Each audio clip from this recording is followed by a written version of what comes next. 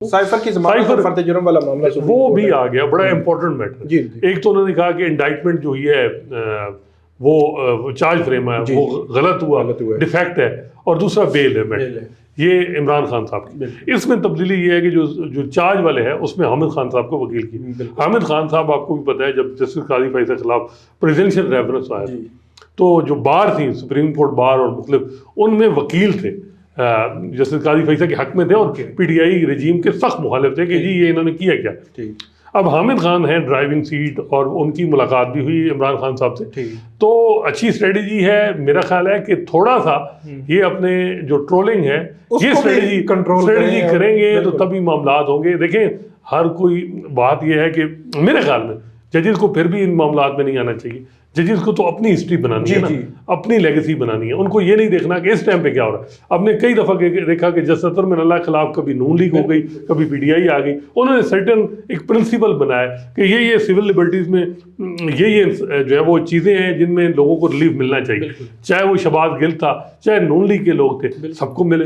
और सार कोई, मेरा ख्याल है कि वाहिद जस्टिस अतर मिनल्लाह जब यहाँ से सुप्रीम कोर्ट में डिबेट हुई, कोई भी उनका ऐसा मुखालिफ नहीं था। इस तरह उनकी वकीलों के खिलाफ भी उन्होंने फैसले किए, लेकिन वकील भी समझते हैं कि वो हम गलती पे थे। तो ऐसी सोच होनी चाहिए। देखिए, इफ्तिखार चौधरी थे ना एंटी पीपल्स पार्टी, तो अभी हिस्ट्री उनको जज कर रही है कि he was known as anti chief justice anti People's Party, और पीपल्स पार्टी के रजीम में टफ एंटी नून साकिब निसार। बिल्कुल। अब एक चीफ जस्टिस कोई भी मेरा ख्याल है कि ये परसेप्शन जो है वो कि अभी तक कोई भी काम मैं नहीं कहूँगा कि चीफ जस्टिस काजी फैसल ने पीटीआई के खिलाफ किया, बिल्कुल ऐसी खिलाफ किया, लेकिन ये परसेप्शन अब ऐसे नहीं होनी चाहिए कि ये एंटी जो है वो पीटीआई है। मेरा ये ख्याल है कि साइफर केस लगेंगे और इत्तेजाज हसन की जो पिटीशन ये लगेंगी तो फिर पता चलेगा कि सिचुएशन किस तरफ जा रही है। एक मैं सिर्फ कमेंट करके अगले टॉपिक की तरफ बढ़ता हूँ कि जो 5th जनरेशन वार थी ना, पिछले 2019 से लेकर जब तक के इनके खिलाफ रेफरेंस था जस्टिस काजी फैसल के खिलाफ, तो उनके खिलाफ इतना बुग्स भरा गया, इतनी मतलब फेक ट्रोलिंग की गई, उसकी पूरी फैमिली को जो है वो टारगेट किया गया।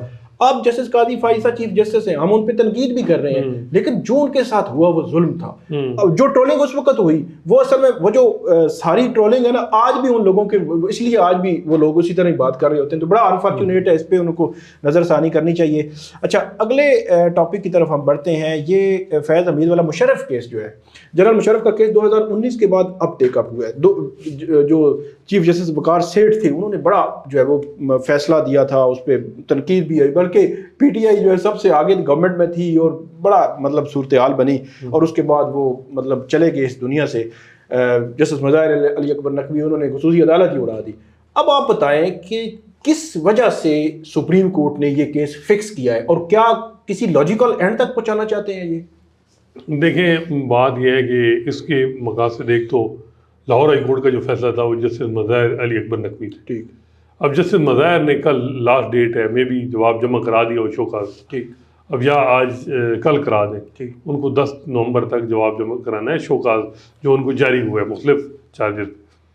तो यही लाहौर हाई कोर्ट का जो फैसला था ये भी जस्टिस मज़ाहिर साहब का। इसमें सवाल बहुत से उठ रहे हैं। जब सुप्रीम कोर्ट डायरेक्शन दी स्पेशल कोर्ट को कि जी आप जल्दी एक्सपीडाइटली इसको डिसाइड करें, स्पेशल कोर्ट को बनाया जस्टिस आसिफ सईद खोसा, और जस्टिस मंसूर अली शाह की जजमेंट थी कि एब्सेंशिया में 342 की स्टेटमेंट रिकॉर्ड किए बगैर भी आप सजा दे सकते हैं।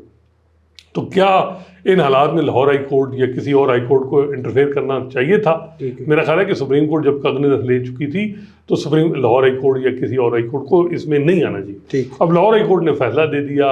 अब वो फैसला जो है वो उस पर बहुत इतराज़ आते हैं वकीलों के, वो मेरा ख्याल है उस पर सवाल उठेंगे। और अब मुशर्रफ साहब की अपील है कि जी वो कहते हैं कि मेरे तो स्टिग्मा है स्पेशल कोर्ट का, जो मुझे सज़ा हुई है, सजा मौत हुई है उनको। अब ये है कि वो मे बी अब सलमान सफदर उनके वकील हैं, अगर आए तो वो प्लीड करते हैं। इन्फ्रेक्चुअस बहुत से लोग कह रहे हैं कि ये अपील हो जाएगी, लेकिन मेरा ख्याल है एक पहलू की तरफ गौर नहीं कर रहे लोग कि सज़ा उनकी है। सज़ा अगर अपहेल्ड हो जाती है तो क्या जो बेगम साहिबा मुशर्रफ है वो पेंशन ले सकती हैं? ये बहुत बड़ा पॉइंट है। पेंशन ले सकती हैं, पर्सन प्रिविलेजेस उनके, ये सब कुछ ख़त्म हो जाता है। ठीक है। और बल्कि मैं समझता हूँ कि सज़ा जो है वो लाहौर हाई कोर्ट का चले फैसला आ गया, स्पेशल कोर्ट का तो अपहेल्ड, अगर सुप्रीम कोर्ट की मोहर लग जाती है, स्पेशल कोर्ट के फैसले को अपहेल्ड कर दिया जाए, तो सब कुछ जो फौज की तरफ से इजाज़त सब कुछ खत्म हो जाएगा। कन्विक्टेड आदमी को कैसे आप कर सकते? ठीक है, तो वो ये बड़ा चले गए हैं तो उनका केस क्यों, मतलब देखिए नहीं दुनिया, देखिए वो एक केस ऐसा है कि वो मार्शल के लिए एक डेटरेंस बनाना, और मेरा ख्याल है कि होना चाहिए, ये ऐसे नहीं हो सकता। लेकिन उनके अपने राइट हैं जी कि वो एक जो भी है उसके हर एक के फेयरनेस के तकाजे हैं कि उनको उनकी फैमिली को नोटिस देना चाहिए, वो आए, वो अपना केस प्लीड करें और ये सारा कुछ मामला होना चाहिए। बिल्कुल इसमें ऐसे ही नहीं है कि कल ही जो है जजमेंट अपेंड होनी चाहिए। अच्छा। लेकिन ये है कि ताकि ये चीज़ें होंगी तो आगे फ्यूचर में कोई ऐसी मुक़्तदर हल्के जो इस किस्म के जी समझते हैं कि गैर जमहूरी कोई ऐसा काम करें तो उन्हें अंदाज़ा होगा कि जब इस किस्म की जजमेंट आएगी तो सब कुछ जा सकता है। बिल्कुल। अच्छा, आखिरी जो हमारा मुख्तसर बात करेंगे, ऑडियो लीक्स पे प्राइम मिनिस्टर ऑफिस ने रिप्लाई दिया इस्लामाबाद हाई कोर्ट में, और उसमें उन्होंने बुनियादी तौर पर तो यही कहा है कि हम जी अपने जो असास अदारे हैं उनके जितने भी मामलात हैं उनमें हम इंटरफेयर नहीं कर सकते, और उन्होंने एक जनरल सा बयान दिया है कि ये इस तरह बगैर किसी प्रोसीजर के वो नहीं हो सकती, ऑडियो टेप नहीं की जा सकती, उसका एक प्रोसीजर मौजूद है, उसी के तहत ही हो सकती है। मतलब एक आप जिसको जस्टिस बाबर सत्तार जो है उन्होंने अदम इत्मीनान का इज़हार भी किया है, और उन्होंने ये कहा था कि आपने जो क्वेश्चंस हमने फ्रेम किए थे कि किसके पास इख्तियार है, क्यों है, ये सारे जवाबात आपने देने, अटॉर्नी जनरल भी आए थे, तो अब उनको 1 मंथ का टाइम मिला है। तो आपको क्या लगता है, ये मामला सुप्रीम कोर्ट में भी था, तो ये एक इशू तो बहुत बड़ा है कि इसमें ऑडियो किसी की टेप हो जाती है बगैर उसकी मर्जी की, फिर रिलीज भी हो जाती है, फिर हमने देखा रिसेंट पास्ट में इतनी ऑडियोज आई, सारे मीडिया ही चला रहा है जनाब, कोई उसमें चेक एंड बैलेंस नहीं, कहाँ से आई, कैसे आई, फ्रांसिक है नहीं है, पूरा एक माहौल भी बना होता है। तो इस मामले को क्या हाई कोर्ट या सुप्रीम कोर्ट रोकने में कामयाब हो जाएगी? देखिए सुप्रीम कोर्ट बजाय अभी प्रायोरिटी नहीं है। ठीक है, सुप्रीम कोर्ट की प्रायोरिटी क्या है इस वक्त जो देखे ना, 1 महीने में जो फैक्ट से आपको होती इंटरनल अकाउंटेबिलिटी, ठीक है, सुप्रीम कोर्ट के मामला ठीक है जे मुशर्रफ वाला मैटर ताकि आइंदा कोई ऐसी मसला फैज को अकाउंटेबल ठहराया जाए, तो ये वो चीजें हैं जो 2022 तक गलबन, इससे आगे अभी तक बजाय लग रहा है 2022 से आगे नहीं बढ़ेगा, अभी तक रिस्ट्रेन का मुजाहरा है, वो देखा जा रहा है इन चीज़ों को।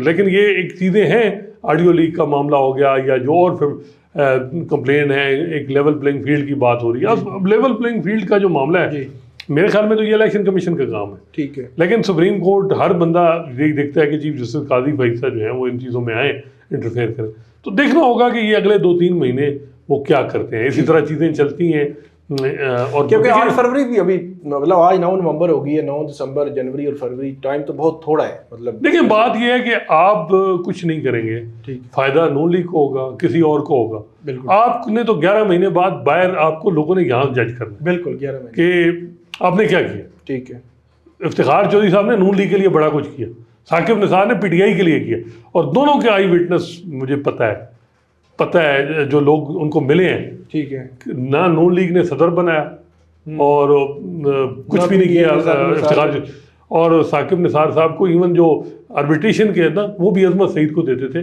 साकिब निसार साहब को कुछ भी नहीं दिया। जब इमरान खान यहाँ से फारे हो गए उस वक्त लाहौर मुलाकात की साकिब निसार से, और बाद में खैर उन्होंने कुछ एमपी के टिकट भी दिलवाए और काम शाम उन्होंने एडजस्ट करने की कोशिश की, हाँ ठीक कर दिया वो जो, लेकिन वो भी ऑडियो टेप आ गई, हाँ वो आ गई।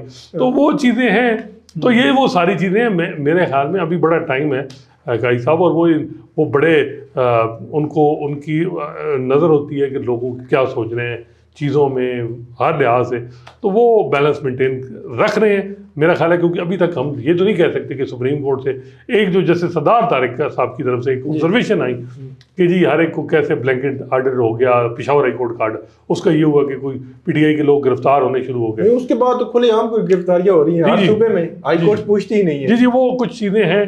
देखिए मेरा ख्याल है कि अभी 2-3 हफ्ते देख लें, जो ये महीना है नवंबर का, ये और अगला फिर विंटर वेकेशन आ जाएंगी, विंटर वेकेशन के 3 महीने बाद समर वेकेशन, और फिर चीफ जस्टिस खत्म। तो ये टाइम देखें, बड़ा टाइम क्रूशल है, देखें वो कैसे चीज़ें लेके जाते। बहुत शुक्रिया हसनात मलिक साहब। तो ये था नाजरीन आज का हमारा जुमा 8 दिन का जो एपिसोड है, यकीनन आपको पसंद आया होगा। आप हमें इस पे कमेंट ज़रूर कीजिएगा, फीडबैक ज़रूर दीजिएगा। बहुत शुक्रिया।